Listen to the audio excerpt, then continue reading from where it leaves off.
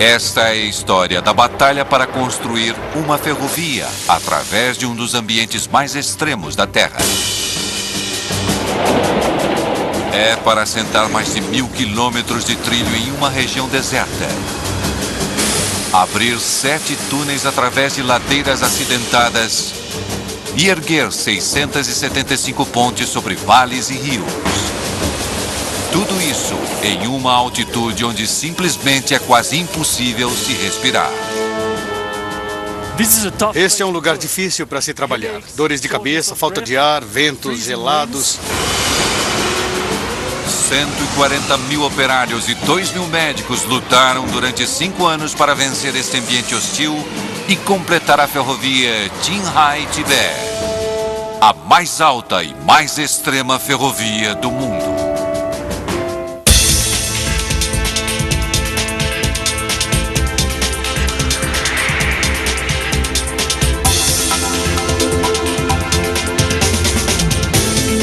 Obras incríveis, a ferrovia mais alta do mundo. Estação Pequim West, a maior estação ferroviária da Ásia e uma das mais movimentadas. 400 mil pessoas podem passar por aqui em um dia comum. Entrando aqui com a multidão de hoje está o engenheiro finlandês Pasi Lautala. Ele está aqui para ver por si mesmo como uma das ferrovias mais extraordinárias do planeta foi construída. A linha para Lhasa, no Tibete. Ela sobe muito alto e cobre uma distância enorme sobre terrenos realmente difíceis. Eu acho que nada parecido foi feito no mundo da engenharia ferroviária. Esta não vai ser uma viagem de trem comum. O Expresso de Lhasa é uma maravilha multimilionária, especialmente construída para resistir a altitudes mais altas que os Alpes suíços e a temperaturas congelantes.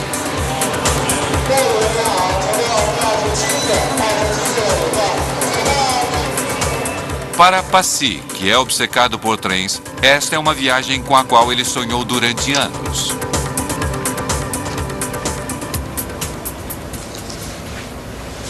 Eu li a respeito e vi as soluções de engenharia que eles usaram para colocar os trilhos. Eu preciso ver isso. São 9h30 e o Expresso para Lhasa está saindo. É isso, é hora de partir. Como diretor de transportes ferroviários da Universidade Michigan Tech, Pasi está aqui a negócios. Estamos fazendo alguns serviços de conexão da rede ferroviária do Alasca com a rede canadense. E como parte desse projeto, estamos estudando algumas das regiões mais frias do planeta com ferrovias, para ver como alguns países e regiões as construíram. É uma experiência de aprendizagem para mim. De Pequim, o Expresso para Lhasa vai viajar 3.000 quilômetros através da China até a cidade de Golmud. De lá, o trem vai subir até o Planalto Tibetano e cruzar o teto do mundo até chegar em Lhasa. É uma maratona de viagem de 47 horas, mas é a parte final da linha com alta altitude que interessa a Pasi. Ela cruza uma região que é mais alta que qualquer montanha das Rochosas americanas. Um ambiente tão hostil que é quase como construir uma ferrovia em Marte. Foram necessários 50 anos para os engenheiros chineses descobrirem como fazer isso. A ideia de construir esta ferrovia controversa data dos anos de 1950. Quando o exército chinês ocupou o Tibete em 1950, eles queriam que uma ferrovia provesse as tropas, mas para construí-la, primeiro eles precisavam de uma estrada. O governo chinês lançou uma força de trabalho humana imensa, equipada com ferramentas básicas para as condições difíceis do Planalto Tibetano. Cerca de 3.000 operários morreram, por conta da exposição e da doença da altitude. Foi um desastre. E embora o sonho de uma ferrovia para o Tibete permanecesse, os planos acabaram sendo engavetados.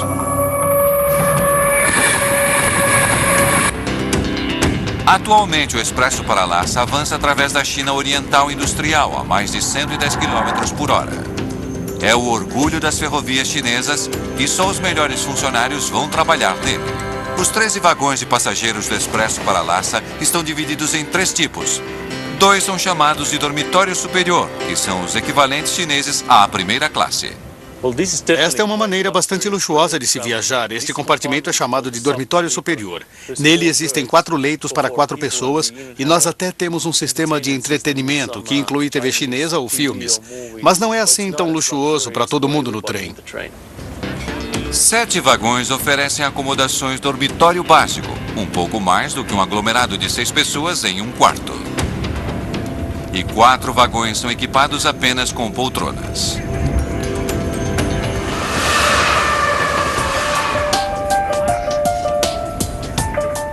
Pode parecer um trem normal, mas mais para frente na viagem, as vidas de todos a bordo vão depender das especificações técnicas de ponta ocultas em seus vagões.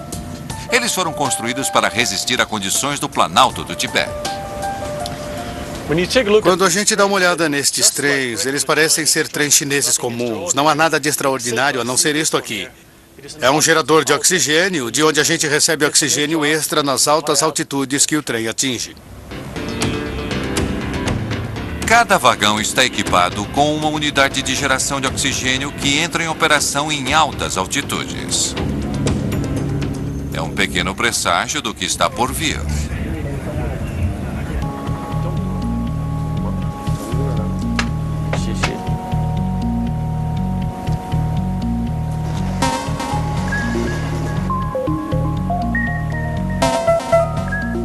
Durante todo o dia, o trem segue para oeste, parando para checagens de segurança e para pegar mais passageiros. Lhasa ainda está a 24 horas de distância, mas já há sinais de cultura tibetana.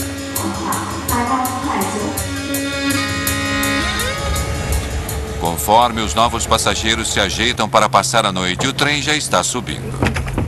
Quando ele chegar em Golmud, a última parada antes do Planalto tibetano, ele vai estar a 2.800 metros acima do nível do mar. Às 3 da manhã, a maioria dos passageiros está dormindo. Pasi Lautala, porém, está bem acordado. Este é um momento emocionante para mim. Em poucos minutos, vamos chegar em Golmud, que é a última estação antes que o trem suba para o Planalto do Tibete. Eu quero ver como eles assentaram o trilho. Este é o fim da linha para mim. É hora de descer. Para descobrir como os engenheiros chineses conquistaram o Planalto, Pasi precisa ver a linha bem de perto e com a luz do dia. É aqui que os desafios da engenharia realmente começam. Os passageiros que permanecem estão prestes a embarcar em uma subida íngreme de 2.000 metros e isso implica trocar de máquina para uma locomotiva com muita potência. Em latitudes muito altas, uma locomotiva convencional a diesel não resiste aos níveis baixos de oxigênio. É preciso trazer então um par de locomotivas NJ2. Uns monstros de 138 toneladas movidas a diesel e eletricidade com potência combinada de 8.000 cavalos. Logo atrás do motor, eles acrescentam um carro com gerador de energia. Esse vai ser o sistema de sustentação de vida do trem, fornecendo potência, calor e, o mais importante de tudo, oxigênio para os passageiros e tripulação.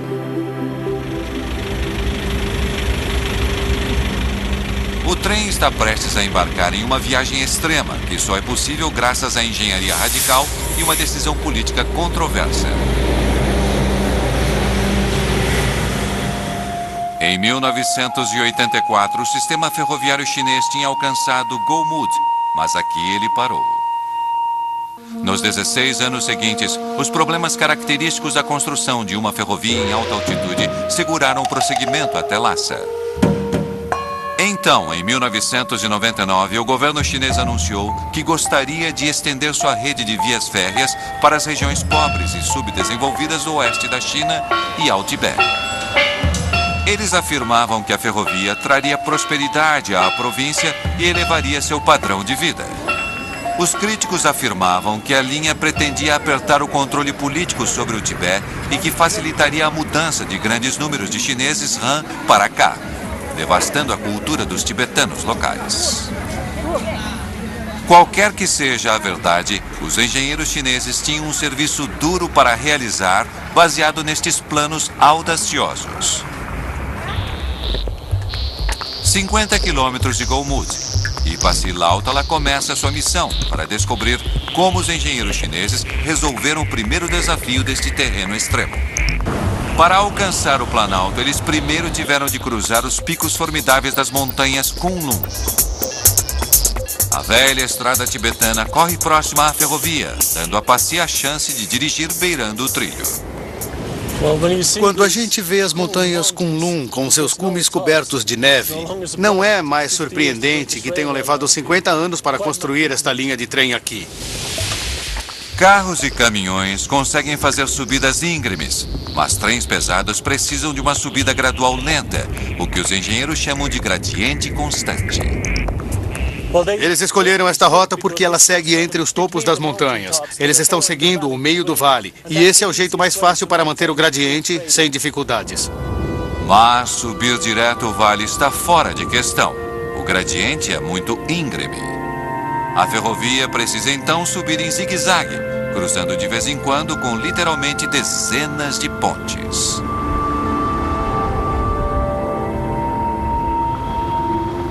A 2/3 do caminho para cima, os engenheiros encontraram um desafio enorme. A construção da ponte Saint-Charest, a ponte mais alta em toda a rota. Bem aqui estamos cruzando o Vale do Rio e temos de manter a via férrea suspensa no ar para manter o gradiente suave. É uma estrutura crítica que teve de ser completada rapidamente para que eles conseguissem levar de trem suprimentos até o Planalto para que o resto da ferrovia fosse construída. E isso significou trabalhar no inverno. Enviando um exército de trabalhadores para o serviço e mantendo o concreto quente quando as temperaturas despencavam a -20, eles conseguiram construir a ponte em apenas 12 meses. O prazo de entrega foi cumprido. Isto é fantástico. Eu estou muito feliz por ter saído do trem. Eu mal consigo imaginar como foi construir esta ponte durante o inverno. É simplesmente incrível. Mas este foi só o começo. Conforme Pasi segue subindo as montanhas Kunlun em direção ao ar rarefeito e frio do Planalto tibetano, ele está para descobrir um fenômeno natural extraordinário que destrói cidades. Depois de atravessar as montanhas Kunlun, o dia nasce para os passageiros a bordo do trem T-27 de Pequim para Lhasa. Ele traz consigo vistas espetaculares do Planalto tibetano. Há muitos anos eu sonhava em vir para o Tibete para ver o cenário de muitos livros. E, na verdade, o cenário é muito melhor do que eu imaginava a partir dos livros. É realmente muito bonito. Esta região incrível é tão vasta e fria que é chamada de Terceiro Polo. Ela ocupa mais de 2,5 milhões de quilômetros quadrados, 1/4 da área da China. As temperaturas do inverno caem a -35 graus Celsius e a área toda é mais alta que o Matterhorn. Para os engenheiros de ferrovia, como Pasi Lautala, este é o local mais complicado que existe.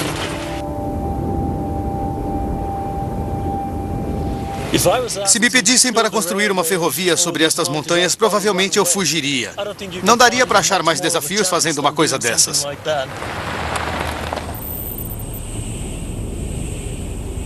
Na verdade, dá. Porque embaixo da superfície plana do Planalto encontra-se uma substância que há 50 anos derrota todas as tentativas de se construir uma ferrovia: terra congelada, permafrost. O permafrost pode ter uma profundidade de poucos metros ou pode atingir 50 ou 60 metros. E a maior parte do permafrost fica congelado o ano todo.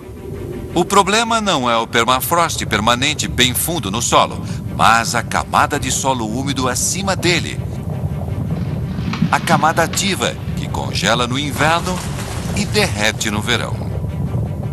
No inverno, a superfície fica congelada e sólida, mas se eu estivesse aqui no verão, eu estaria andando sobre um lodaçal ou um pântano. Os efeitos do congelamento do inverno podem ser facilmente demonstrados. Como aqui fica bastante frio, vamos fazer uma pequena experiência. Eu tenho aqui uma garrafa cheia de água e vou deixá-la aqui fora. Vamos voltar mais tarde para ver o que aconteceu com ela. E aqui está o resultado de nossa experiência. Quando a água congela, ela se expande em cerca de 9%. Agora, esta paisagem está cheia de água que se comporta da mesma maneira que a água na garrafa. Em décadas, o chão daqui pode se mover vários metros. É um problema que os locais enfrentam há séculos.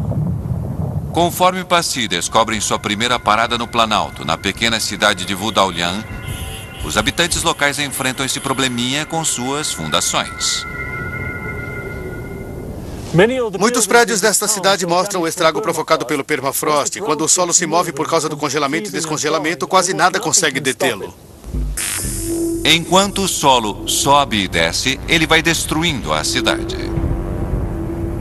Vejam só as rachaduras neste prédio. É um bom exemplo do que o permafrost pode fazer com os imóveis.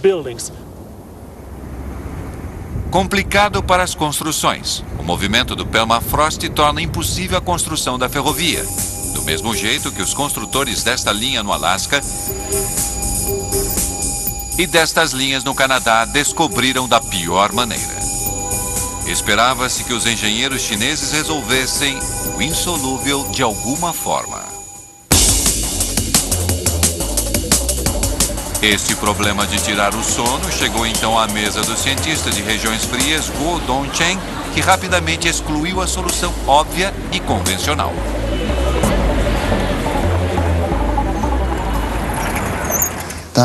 O problema com esta ideia é que ela envolve uma grande quantidade de trabalho.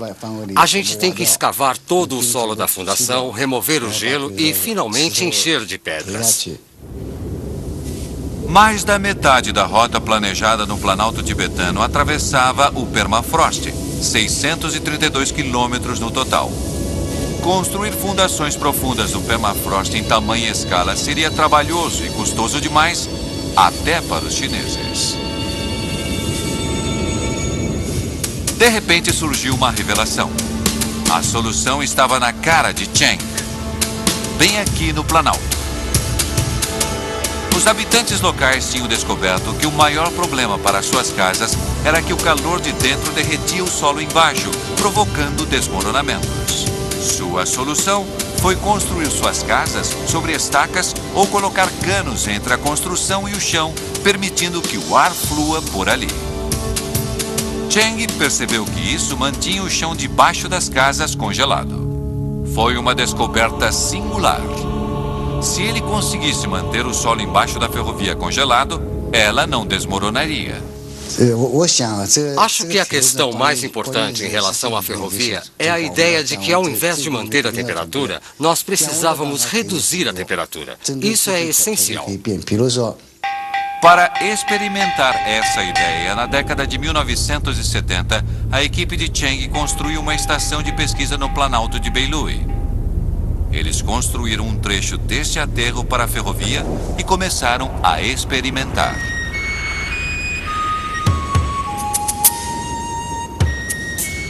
Aqui temos os dutos de ventilação, que são canos ocos que correm através do aterro. No inverno, eles fazem com que o ar e o vento atravessem o aterro, tirando o calor dali. Com o tempo, uma coisa incrível aconteceu. Ano após ano, o solo embaixo ficou mais frio. Com o passar de vários anos, eles reduziram a temperatura média do solo em 2 a 3 graus, o suficiente para mantê-lo congelado.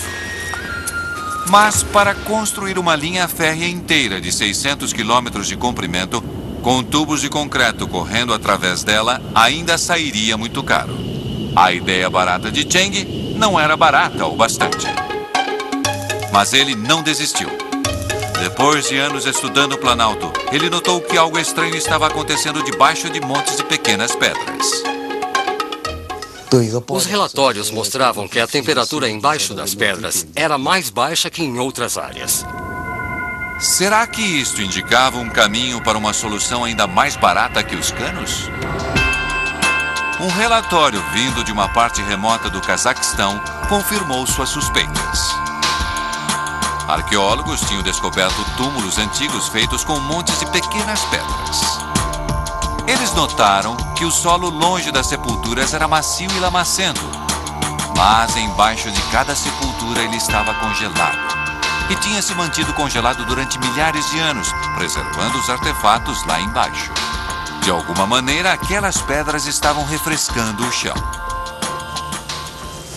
De volta então à estação de pesquisa, Cheng decidiu ver se um aterro construído com pequenas pedras poderia fazer a mesma coisa para a ferrovia. A finalidade daquelas pedras moídas é remover o calor do aterro e do solo abaixo, para que quando eles forem construídos, haja a certeza de que não vai haver material fino entre as pedras, deixando a maior quantidade para a circulação do ar. Em apenas 14 meses, o aterro de pedras experimental de Cheng baixou a temperatura média em 3 graus Celsius. E ele descobriu como é que funcionava. No inverno, ventos frios fortes passavam pelas pedras puxando o calor para fora do chão. E no verão, as pedras protegiam o aterro do calor do sol. Depois de 50 anos de frustração, os cientistas chineses tropeçaram em uma solução para o problema do permafrost de 2.000 anos de idade com uma tecnologia quase mínima. Esta é uma camada de 1 metro de espessura que desce o aterro e depois vai para o outro lado e sobe novamente, tomando a forma de U. Finalmente, os engenheiros chineses puderam começar a construir a ferrovia. Em 2001, milhares de operários seguiram para o Planalto e o trabalho para a construção dos aterros imensos começou com a utilização de materiais locais e maquinário básico. Em 2002, as equipes de construção estavam instalando a linha férrea em uma velocidade incrível, graças a outra ideia simples, mas muito inteligente. A locomotiva PG-30 que instala seus próprios trilhos conforme vai avançando. Ela torna a construção do trilho quase tão simples quanto a montagem de um trenzinho de brinquedo.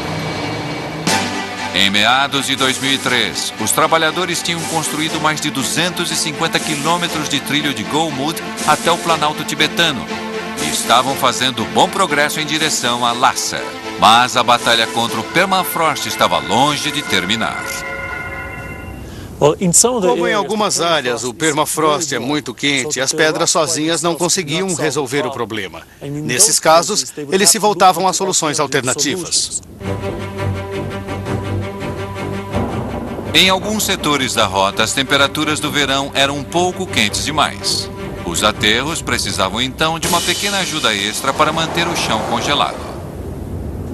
Um aparelho engenhoso foi descoberto e, mais uma vez, com baixa tecnologia, utilizou a natureza e não exigiu nenhuma eletricidade. Canos com aparência bizarra conhecidos como termosifões. A ideia por trás disto é engenhosa, mas bastante simples. Se você lambe as costas da mão e sopra, sua pele sente o frescor. Isso acontece porque a água evapora e retira calor de sua pele. Isto funciona de uma maneira similar. Com até 10 metros de comprimento, tendo 5 enterrados no chão, os termosifões contêm amônia, um líquido refrigerador. Entretanto, ao contrário de uma geladeira, um termosifão não precisa de eletricidade para funcionar. Dentro do tubo, a amônia líquida se comporta mais ou menos como a água na sua pele. Ela absorve o calor do chão, que faz com que ela ferva e se evapore em forma de gás. O gás se eleva no tubo, levando o calor do chão consigo. No topo, o vento frio resfria o tubo e a amônia libera seu calor no ar do lado de fora. E se liquefaz novamente e escorre de volta para o fundo do tubo. E o ciclo se repete. Inteligente, simples e de baixa tecnologia. 34 quilômetros de trilho são resfriados dessa maneira. Mas mesmo os termosifões não foram capazes de proteger as partes mais vulneráveis de permafrost. Passy segue então para uma área conhecida como Tinsui, quase um quarto do caminho através do Planalto, para explorar a área mais frágil de permafrost em toda a extensão. Aqui a camada ativa de permafrost derrete durante o verão e se transforma em um lamaçal traiçoeiro que pode se comportar quase como areia movediça. Se ele se transformar nesse tipo de areia movediça, não dá para colocar nada sobre ele. Tudo iria afundar quase que imediatamente.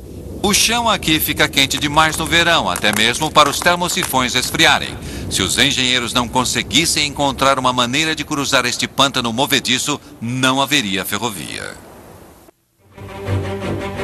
A resposta, eles acreditavam, estava em tratar o lamaçal como se fosse água e construir pontes.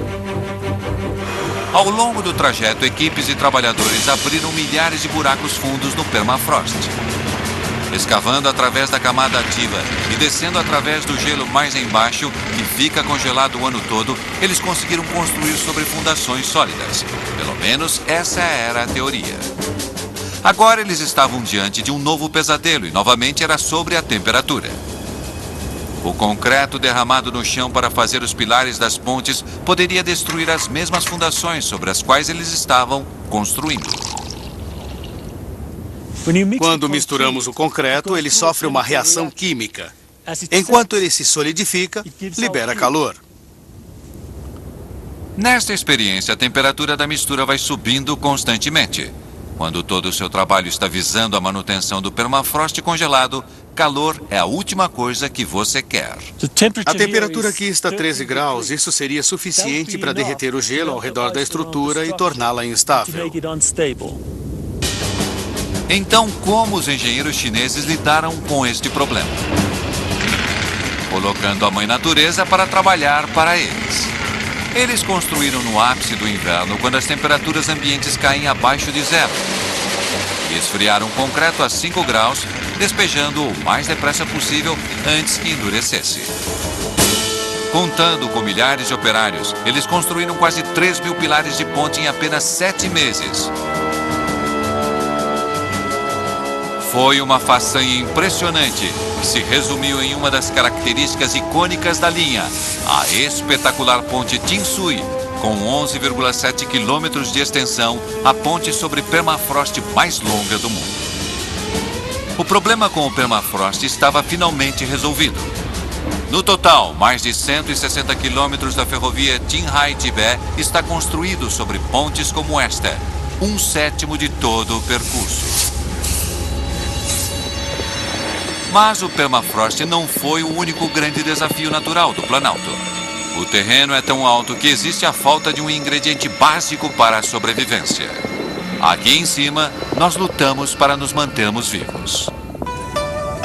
Com uma altitude média de 4.500 metros, não é de se surpreender que o Planalto tibetano seja muito pouco povoado. A cerca de 1/3 do caminho através do Planalto, a cidade tibetana de Tuo Tuo tem 1.300 habitantes que se adaptaram à vida em altas altitudes há centenas de anos. Mas para qualquer outra pessoa é um risco muito sério. Aqui em cima, respirar é muito mais difícil que no nível do mar. Apesar da desvantagem, Passy está desafiando o campeão local de sinuca para demonstrar. O ar é basicamente feito de moléculas de nitrogênio e oxigênio. Cerca de 1 em 5 moléculas é de oxigênio. No nível do mar, existem muitas moléculas, tanto de nitrogênio como de oxigênio, em cada respirada. Mas quanto mais alto estamos, as moléculas vão ficando cada vez mais escassas. A 4.700 metros, onde estou agora, a quantidade de oxigênio no ar é quase a metade da quantidade no nível do mar. Aqui, o corpo tem dificuldade em conseguir oxigênio suficiente no ar para enviar para o sangue e para os músculos, onde ele é necessário. Quanto mais nos esforçamos, mais oxigênio nosso corpo precisa. E se não conseguirmos o suficiente, isso pode ser fatal. Em casos mais agudos, pode haver vazamento de líquidos para o cérebro e os pulmões, e isso pode nos matar. Conforme o Expresso para Lhasa viaja pelo Planalto, uma das fundações mais importantes da tripulação é ficar de olho nos passageiros. Eles procuram sinais da doença da altitude. O trem está agora viajando a 4.500 metros acima do nível do mar. Conselhos médicos recomendam que é preciso 5 dias para subir a esta altitude, permitindo a aclimatação. O trem fez isso em apenas 32 horas. Cerca então de 3/4 das pessoas começam a sofrer da doença da altitude. Sinto que o ar está muito rarefeito. Quando estava tirando fotos, até mesmo os menores movimentos me deixavam sem fôlego. Desde o rio Chuma, comecei a sentir tonturas e enjoo. Meu nariz está muito seco e o do meu nenê também. Ele chorou com dor de barriga. Para reduzir esses sintomas, lembram daqueles geradores especiais de oxigênio? Eles enchem os vagões com ar enriquecido. Os geradores de oxigênio dentro de cada vagão usam uma técnica conhecida como separação de membrana. Ar de fora do trem é comprimido e bombeado através de pequenos canos. As paredes desses canos são feitas de uma membrana que contém pequenos orifícios que permitem que passem mais moléculas de oxigênio do que as maiores de nitrogênio. O nitrogênio indesejável é expelido para fora do trem através de um cano de saída, enquanto o ar enriquecido com oxigênio é inserido nos vagões. Isso aumenta o nível no ar de 21% para 24%. Não é muito, mas faz com que a maioria das pessoas se sinta melhor. Entretanto, para as pessoas que realmente estão sofrendo, existe um sistema a mais. Os funcionários dão aos passageiros mais afetados um tubo que eles podem conectar diretamente a um fornecedor de 40% de oxigênio. Todo leito e assento do trem possui seu próprio fornecedor de oxigênio.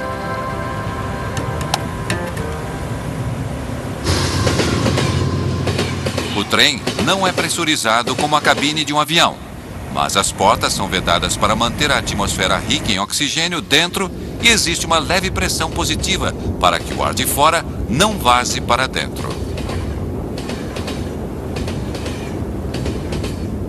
Fazendo uma comparação, para os operários que construíram o trilho, as condições do Planalto eram infernais, pois o trabalho físico pesado nesta altitude não é só difícil, é perigoso.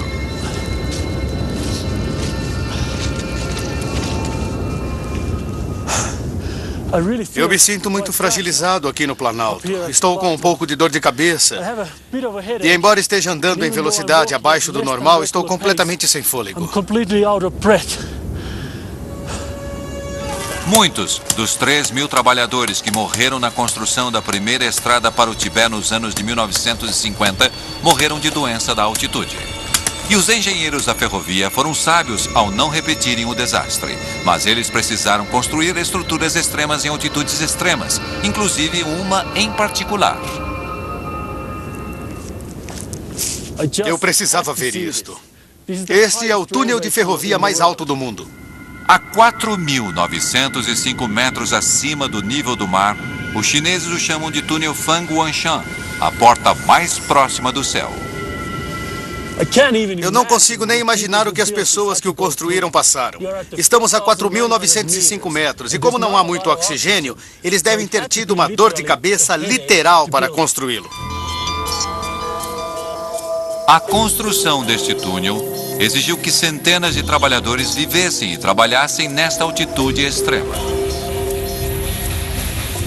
Por isso, a empresa construtora da ferrovia trouxe um dos maiores especialistas da China em medicina de alta altitude, o professor Jiang Weiwu, chefe do Centro de Pesquisa Médica e Científica Qinghai Highland.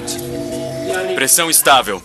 Sua missão era ajudar os engenheiros a construir o túnel e outras estruturas em alta altitude sem a trágica perda de vidas ocorrida na construção da estrada nos anos de 1950. Durante o início da construção da ferrovia tibetana, como a maioria dos operários era de regiões próximas ao nível do mar, eles não estavam adaptados às alturas. Conhecendo os perigos da subida rápida, o professor Wu preparou um plano cuidadoso. Nossa primeira medida foi um ritmo prudente de adaptação, ou seja, permitir uma subida gradual do interior do país. Depois de uma viagem de Pequim a Xining, eles pararam durante 3 dias e depois mais uma semana de parada em Golmud e depois subiram para as montanhas Tanggula. O professor Wu foi auxiliado por uma equipe enorme de 2.000 médicos e enfermeiras. Enfermarias foram construídas a cada 18 quilômetros ao longo do trajeto para cuidar dos trabalhadores doentes. E o professor Wu fez questão de garantir um bom suprimento de oxigênio. Apesar de ter mais de 1.000 casos de doenças da altitude graves durante os 5 anos, ninguém morreu. A taxa de mortalidade foi 0.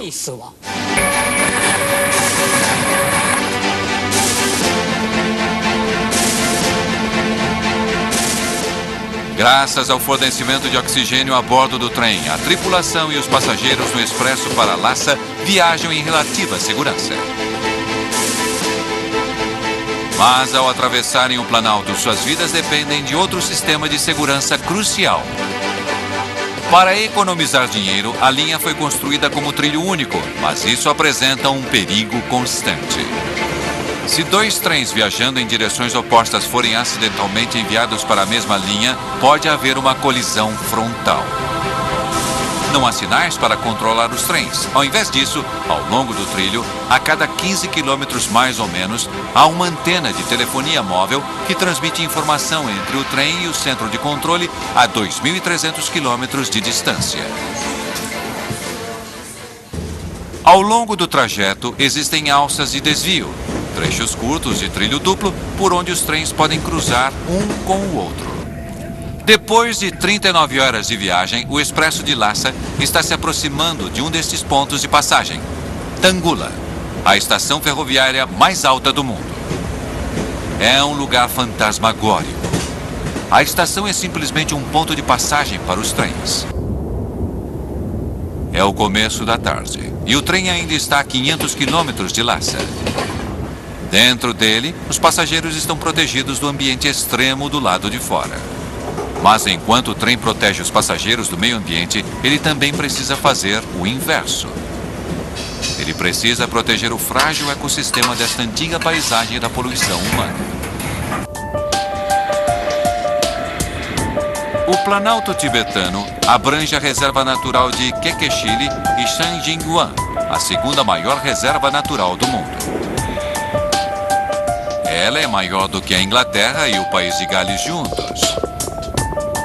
É um ecossistema delicado, que pode ser facilmente quebrado e destruído.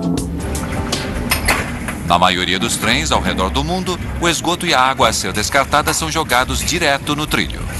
Mas não aqui.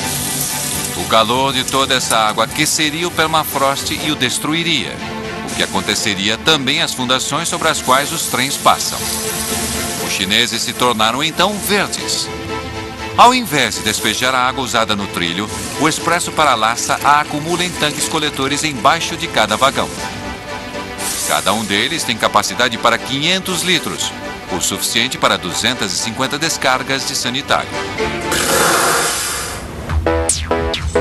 Todas as noites na estação Golmud, uma pequena frota de mini-caminhões-tanques encosta ao longo da plataforma. Às 11 horas e 45 minutos da noite, o trem irmão do expresso para Lhasa, o trem T-28, encosta a caminho de Pequim. Depois de cruzar o Planalto, os tanques do trem estão cheios de água usada. Um pequeno exército de trabalhadores entra então em ação. Eles prendem mangueiras nos tanques e bombeiam a água suja para fora deles. A operação completa leva menos de 10 minutos. E quando o trem deixa a estação, os caminhões partem para descartar os detritos em segurança. 900 passageiros então aliviados seguem para Pequim.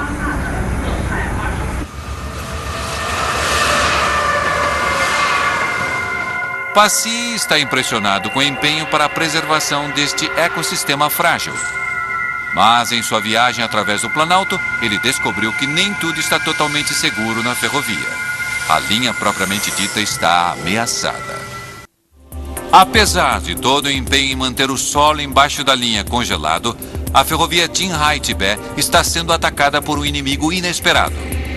Em partes do Planalto surge um fenômeno natural que está aqui há milhares de anos: areia. Isto é impressionante. Eu não esperava ver dunas de areia aqui em cima no Planalto. Parece até que eu estou na praia. O problema com a areia é que, ao contrário da lama, seus grãos não ficam grudados. Se eu encher minha mão de areia aqui em um dia com o vento como o de hoje, ela voa. E ela voa em direção ao aterro da ferrovia a 500 metros de distância. E é aqui que o problema começa. A areia que está sendo trazida pelo vento está preenchendo os espaços entre as pedras do aterro. E conforme o aterro de pedras se enche de areia, ele perde a capacidade de refrescar o solo ali embaixo. Com o tempo, isto pode fazer com que o permafrost descongele, entortando o trilho. A ferrovia está então tentando fazer o possível para impedir que isso aconteça. Eles ergueram dezenas destas cercas para manter a areia afastada dos trilhos. Dá para ver como a areia se amontoou atrás delas. Quando o vento bate na malha fina das cercas, sua velocidade diminui e a areia cai. Mas, apesar de todo o esforço, a areia aqui já penetrou o aterro de pedras. A areia só afeta uma pequena parte da linha, mas há outra ameaça muito mais séria para o futuro ao longo prazo da ferrovia. E esta é provocada pelo homem. O permafrost no Planalto é extremamente sensível às mudanças de temperatura e o aquecimento global está aumentando lentamente.